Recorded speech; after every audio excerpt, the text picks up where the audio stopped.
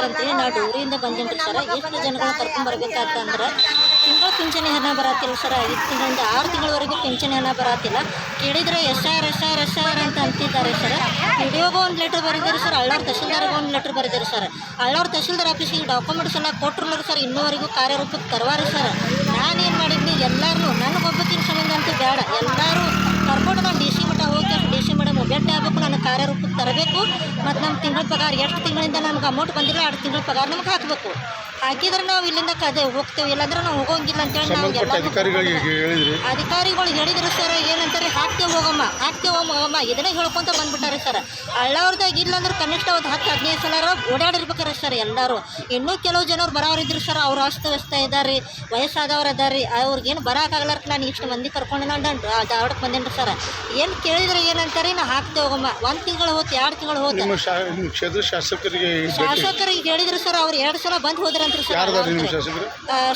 ಶ್ರೀಮಾನ್ Santosh Lad sir, ಕಾನೂನು ಸಚಿವರವರು ಆರಿಸ್ ಬಂದಾರಂತ್ರಿ sir. ಅವರಿಗೆ ಗಮನಕ್ಕೆ ತಂದಾರಿಲ್ಲೋ ಗೊತ್ತಿಲ್ಲ ಸರ್. ಹಳ್ಳವ್ರದಾಗ ನಾನು ಇರಲಿಲ್ಲ ಸರ್. ಇದ್ರೂ ಏನು ಮಾಡ್ತಾರೆ ಸರ್, ಅಲ್ಲಿ ಅವ್ರಿಗೆ ಇಂಥ ಜನಗಳಿಗೆ ಬಿಡಾಕ್ ಕೊಡ್ತಿಲ್ಲ ಸರ್.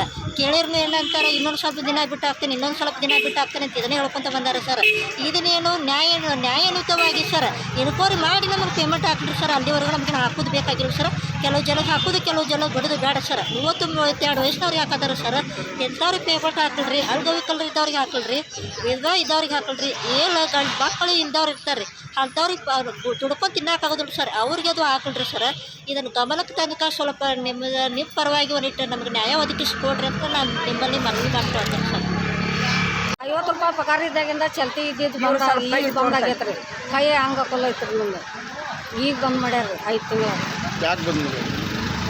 ನಮಗೇನು ಕೊಡ್ತಾರೆ, ಯಾಕೆ ಬಂದ್ ಮಾಡ್ಯಾರ ನಮ್ಗೆ? ನಾವು ಹೋಗಿ ಕೇಳಿರ ಅಲ್ಲಿ ಹೋಗ್ರಿ, ಇನ್ಕಮ್ ತೊಗೊಂಬರ್ರಿ, ಸಾಲಿ ಸರ್ಟಿಫಿಕೇಟ್ ತೊಗೊಂಬರ್ರಿ. ನಾವು ಕಲಿತೇ ಇಲ್ರಿ, ಸಾಲಿಗೆ ಹೋಗಿಲ್ಲ. ನಾವು ಎಲ್ಲಿ ಸಾಲಿ ಸರ್ಟಿಫಿಕೇಟ್ ಕೊಡ್ಬೇಕ್ರಿ? ಮಾಡುವಾಗ ಏನು ಕೇಳಿಲ್ಲ.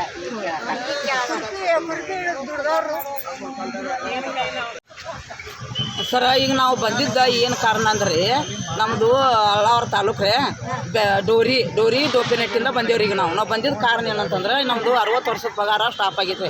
5 ತಿಂಗಳ ದಿನ ಆತ್ರಿ. ಈಗ ಗಂಡು ಮಕ್ಕಳನ್ನು ಹೊರಗೆ ಹಾಕಿದ್ದಾರೆ ನಮ್ಮನ್ನು. ನಾವು ಏನು ತಿನ್ಬೇಕು ಅದ್ರ ಮ್ಯಾಗ ನಾವು ಸ್ವಲ್ಪ ಜೀವನ ಮಾಡ್ಕೊಂತ ಉಳ್ಕೊಂಡಿದ್ದೀವಿ ನಾವು.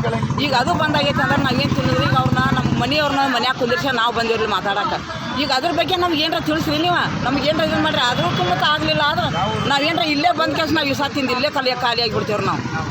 ಈಗ ಆಫೀಸ್ಗೆ ಹೋಗಿದ್ದೀವ್ರಿ. ಅಲ್ಲಿ ತಹಸೀಲ್ದಾರ್ ಆಫೀಸ್ಗೆ ಆದ್ರೆ ಅವ್ರು ಏನಂತಾರೆ ರೀ, ಇದ್ರಾಗ ರೇಷನ್ ಕಾರ್ಡ್ ಒಳಗೆ ಎಷ್ಟು ಜನ ಆದ್ರಿ ಎಲ್ಲರದು ಇನ್ಕಮ್ ಬೇಕು, ಮತ್ತು ಯಾರು ಪಗಾರ ಬರತೈತಿ ಅವ್ರದ್ದು ಸಾಲಿ ಸರ್ಟಿಫಿಕೇಟ್ ಬೇಕು, ಮತ್ತು ಇಲ್ಲಿ ಸೂಲ್ ದವಾಖಾನೆ ಆಸ್ಪತ್ರೆ ಅವ್ರದ್ದು ಸಹಿ ಬೇಕು ಡಾಕ್ಟ್ರದ್ದು.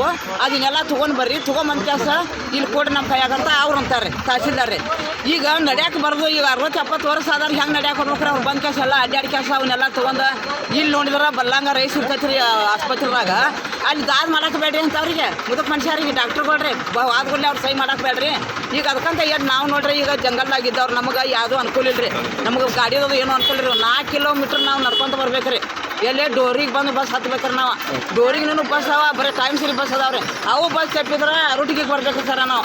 ನಮ್ಮದು ಇಷ್ಟು ಕಷ್ಟ ಇಟ್ಕೊಂಡು ನಾವು ಇಲ್ಲಿ ಮಟ್ಟ ಮುದ್ದಮ್ ಈಗ ನೋಡಾಕೆ ಈಗ ಹೇಳಕ್ಕೆ ನಾನು ಮುದ್ದಮ್ ಬಂದಿದ್ರಿ. ಈಗ ನಾವು ಇವ್ರು ಏನು ಹೇಳ್ತಾರೋ ಅವ್ರ ಮೇಲೆ ಕೇಳಕ್ಕಂತ ನಾವು ಮುದ್ದಮ್ ಬಂದಿದ್ವಿ. ನನ್ನ ಹೆಸರ ಎಲ್ಲವ ನಾಯಕರ ದೊಪ್ಪೆನಟ್ಟಿ.